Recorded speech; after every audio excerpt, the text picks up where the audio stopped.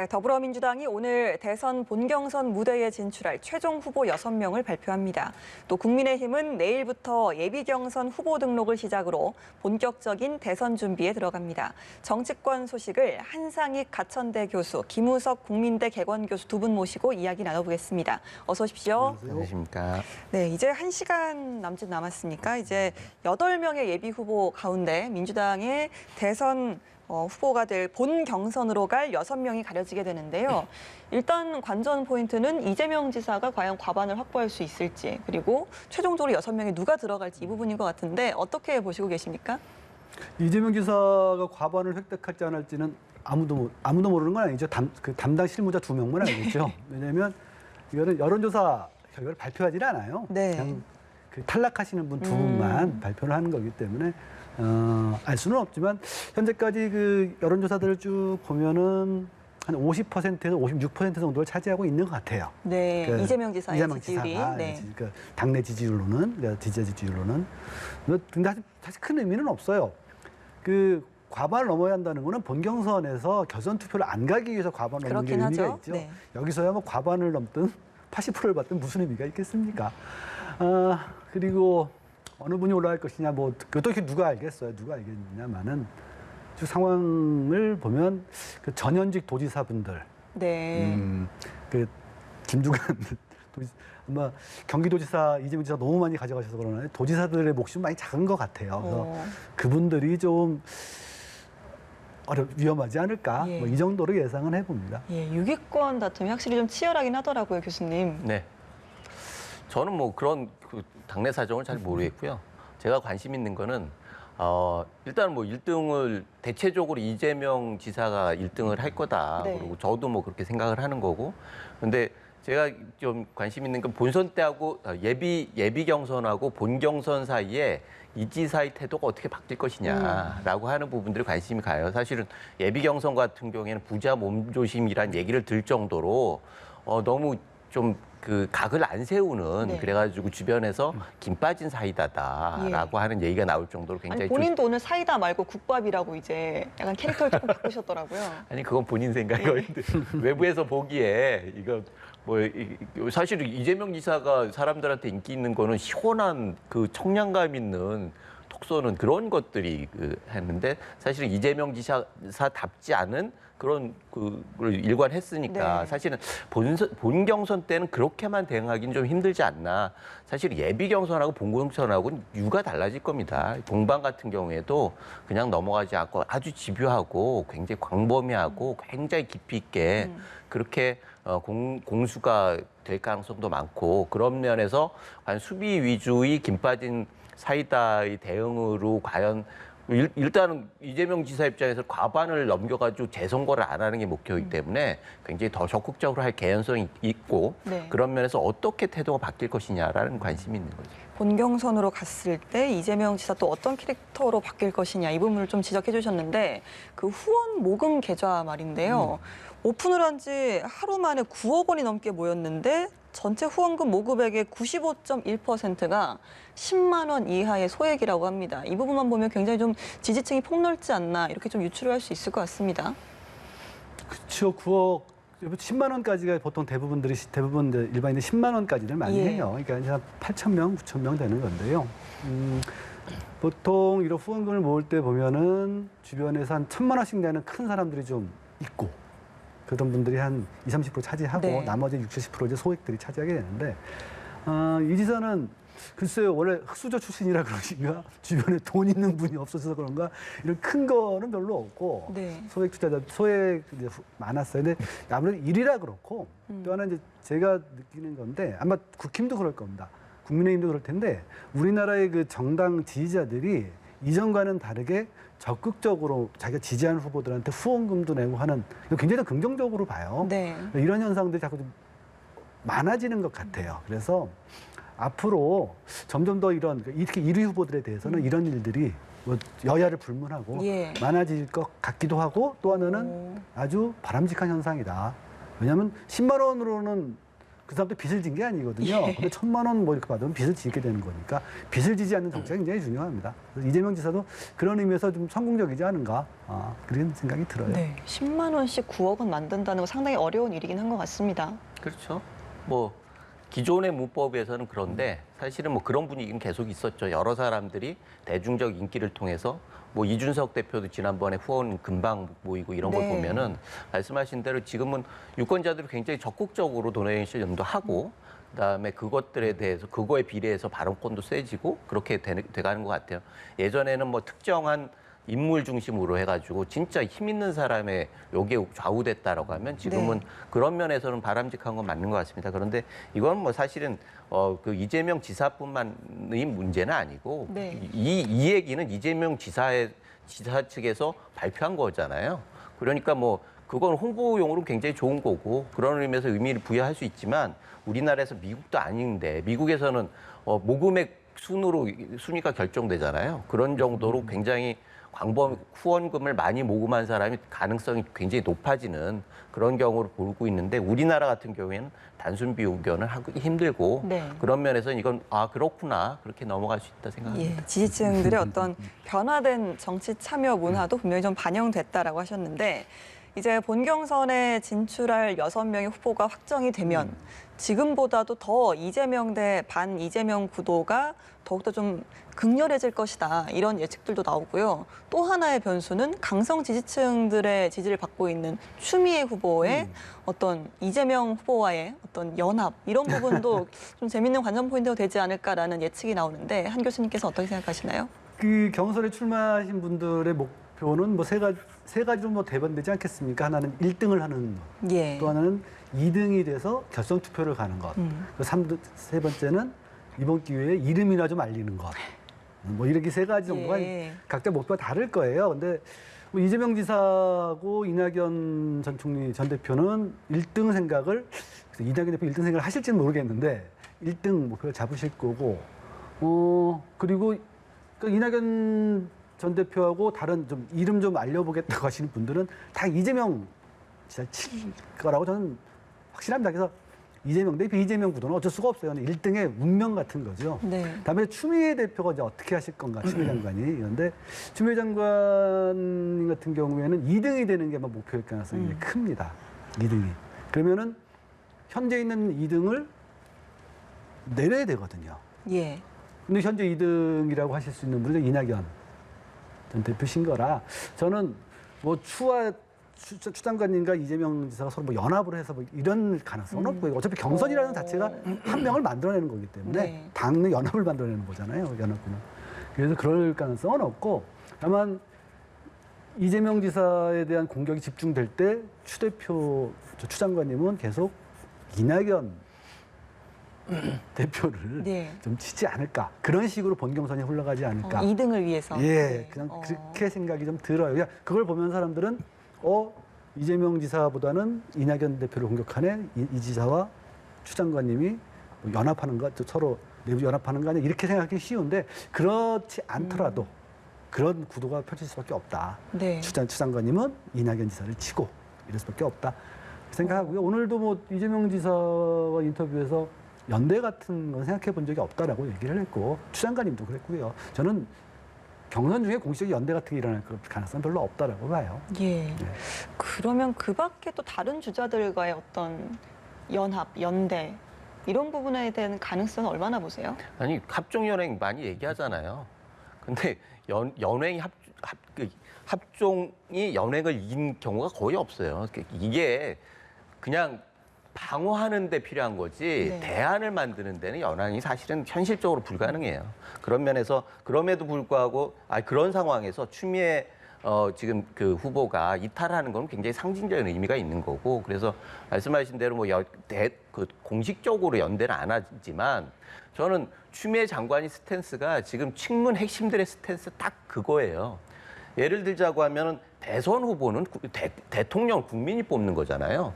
친문들이 어떻게 움직일 수가 없는 거예요. 그러나 친문 지금 당 구조를 보면 친문이 당권을 장악할 수는 있어요. 그런 면에서 대권 후보는 이재명, 당권 주자는 추미애 이렇게 갈 수가 있거든요. 그런 면에서 이게 대권 당권 분리 이런 쪽으로 해가지고 대선에서 이기면은 그 도와준 거니까 추미애 그 장관에게 당권을 이렇게 같이 갈 수밖에 없는 거거든요. 그런데 만약에 이재명 지사가 떨어진다라고 하면 당권을 유지할 수 있어요. 180석이 거야가 된다라고 하면 당권은 정말 중요한 거거든요. 그런 면에서 충성도 있는 친문 그룹들이 보기에 정말 우리 그 의회를 충실하게 대변할 수 있는 추미애 장관이 적격이다라고 얘기할 수 있는 거거든요. 그런 것들이 읽고 있어가지고 이 영민한 추미애 장관이 그런 면에서는 전략을 잘 세운다 네. 그런 생각이 드는데 그게 과연 대선 판도를 나눌 수 있을까? 그건 잘 모르겠습니다. 네, 알겠습니다. 이런 가운데 민주당 경선에 이제 악화된 코로나19 상황이 다시 또 변수로 떠올랐습니다. 앞서서 이제 여권 후발주자들이 경선 연기를 또 주장을 하기도 했는데 지금 뭐 수도권에서도 새로운 사회적 거리두기 4단계가 시행이 되면 다시 또 이런 주장이 나오진 않을까? 이 부분에 대한 가능성 얼마나 보세요? 그런 주장을 할 정도로 판을 못 읽는다면 그분은 빨리 집에 가시는 게 좋을 것 같아요. 네. 저는 이미 한번 결정이 났기 때문에 주자들이 거기에 대해서 다시 경선 연기하자. 뭐 주자들이 아니면 일반 지지자들이라 그럴 수 있겠지만 이거 이렇게까지 갈 정도는 아니라고 보는데 다만 당은 판단을 해야 될 거예요. 뭐냐면 이게 지난번에 경선 연기로는 당 내에서 아직 그 코로나라는 상황이 아직 관리되고 있을 때 당 내에서의 원칙 문제였단 말이에요. 그런데 만약에 지금 이 4단계를 했는데도 이 유행, 4차 유행이 예. 꺾이질 않는다. 한 4, 5일 가서 금을 꺾이지. 이렇게 되면 이건 국가적 위기가 됩니다. 국가적 위기가 됐을 때는 이것을, 그러니까 뭐 경선이 대부분 이렇게 언택트 경선이기 때문에 사실 큰 문제는 없다고 하더라도 이런 국가적인 위기 속에서 여당이 경선에 몰입하고 있다. 네. 이거는 굉장히 주는 메시지가 좀 안 좋아요. 그래서 그렇게 된다면 이 국가의 위기 상황에서는 당에서 결정을 내려야 될 거라고 봅니다. 그러면 아마 주자들은 짧은 시간이거든요. 한 일주 정도면 결정이 나는 거기 때문에 주자들은 기다려 볼 거고요. 의견을 얘기할 거고 아마 이런 상황에서 당에서 이 코로나 4차 유행을 극복하고 경선을 다시 진행을 하자 했을 때 그거 반대할 만한 사람은 없을걸요. 쉽지 않을 거예요. 그걸 반대하기는 어렵지 않아 이렇게 봅니다. 네. 국민의힘에서도 이제 곧 경선을 시작을 할 테고 이런 코로나19가 어떤 계속 또 이야기가 나오는 이슈 중에 하나가 정시 출발을 할 것이냐 이 부분 아니겠습니까? 코로나19 상황이 변수가 될 수도 있을까요? 국민의힘에서도? 국민의힘에서 변수가 된다라고 하는 거는 제 생각식으로는 말이 안 되는 거고 왜냐하면 국민의힘 쪽에서는 계속 얘기하길 민주당 그 제대로 룰을 지켜라라고 얘기를 하고 있잖아요. 그런 면에서는 저는 말씀하시는 게 동의하는 측면도 있지만 이 위기 상황에서는 리더십이 굉장히 중요합니다. 사실 불확실성이 문제예요. 위기 상황에서는 불확실성이 계속 쌓일수록 위기에 대처를 못하는 거거든요.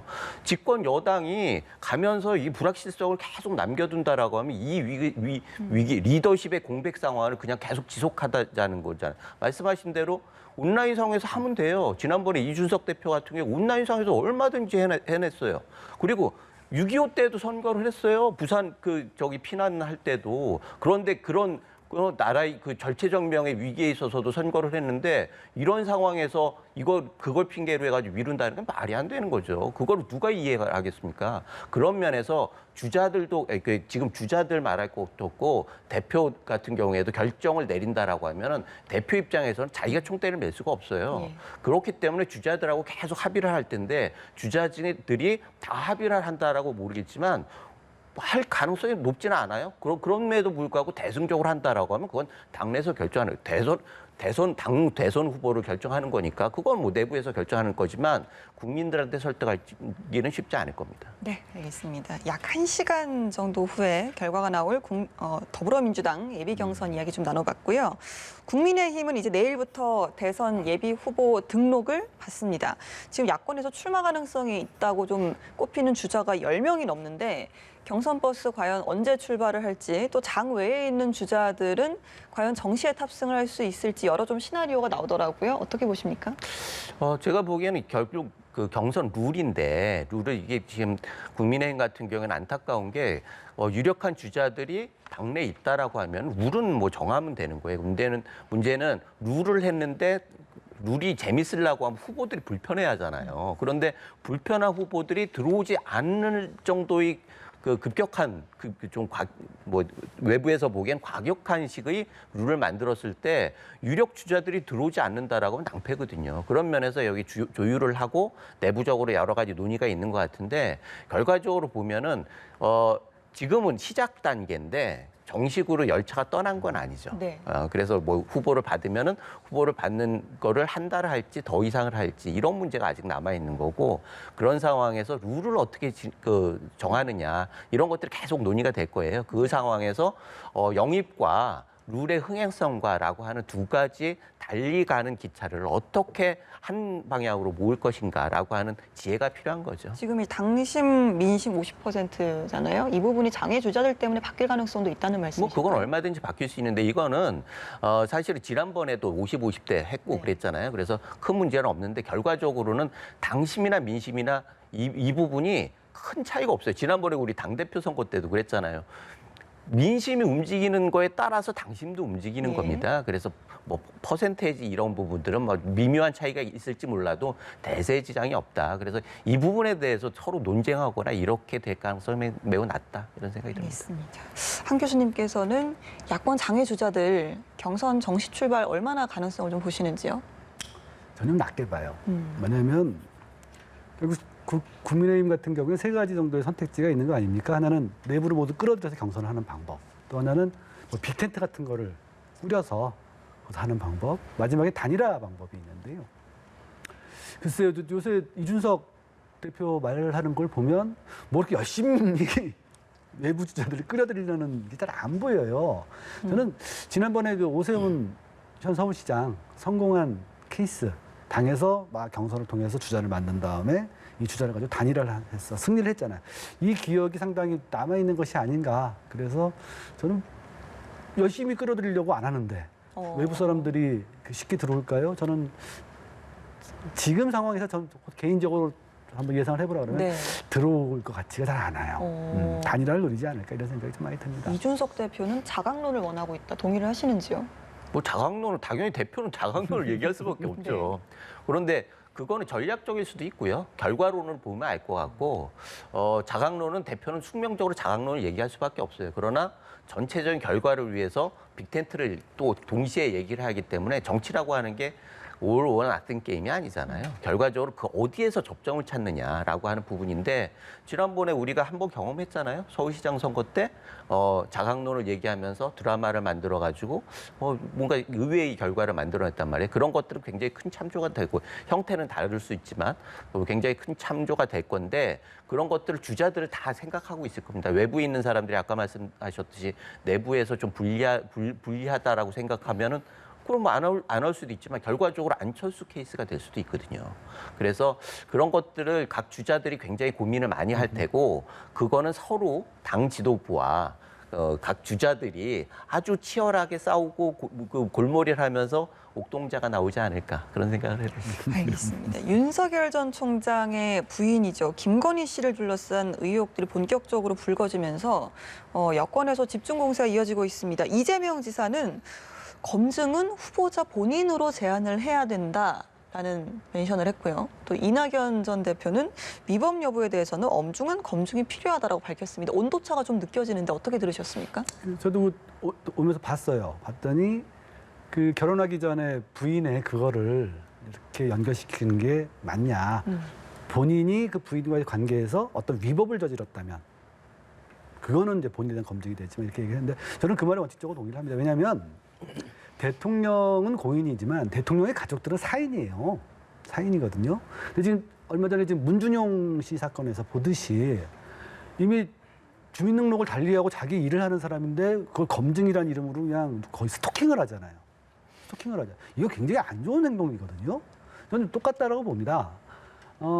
결혼하기 전에 김건희 씨라는 분이 뭐 무슨 일을 했다. 이거를 당이나 여당이나 후보가 직접 여기에 대해 검증을 요구하고 하는 건 저는 옳지 않다고 봐요. 사인의 문제거든요. 다만 그 장모 최은순 씨만 뭐 기소가 안 됐다. 여기에 과연 그럼 윤석열 전 총장이 검사로서의 어떤 개입이 있었느냐. 뭐 이런 부분이라면은 이제 본인 검증 얘기가 되겠죠. 하지만 저는 그런 것이 아닌 이상 가족에 대해서 이미 독립된 개인이잖아요. 네. 저는 하는 것 여야를 불문하고 저는 굉장히 안 좋은 행동들이라고 봅니다. 그런 의미에서는 이재명 지사 말에 원칙적으로 동의를 하고요. 네.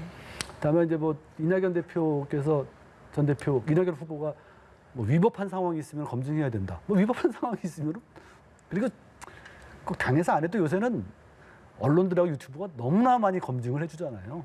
뭐 그게 검증인지 재미인지 모르겠습니다만 그런데 뭐 당에서 그런 가족들까지 건들 필요가 있느냐 저는 거기에 대해서는 이재명 기사의 스탠스가 맞다라고 봅니다. 저는 그 민주주의의 원칙에 맞다고 봐요.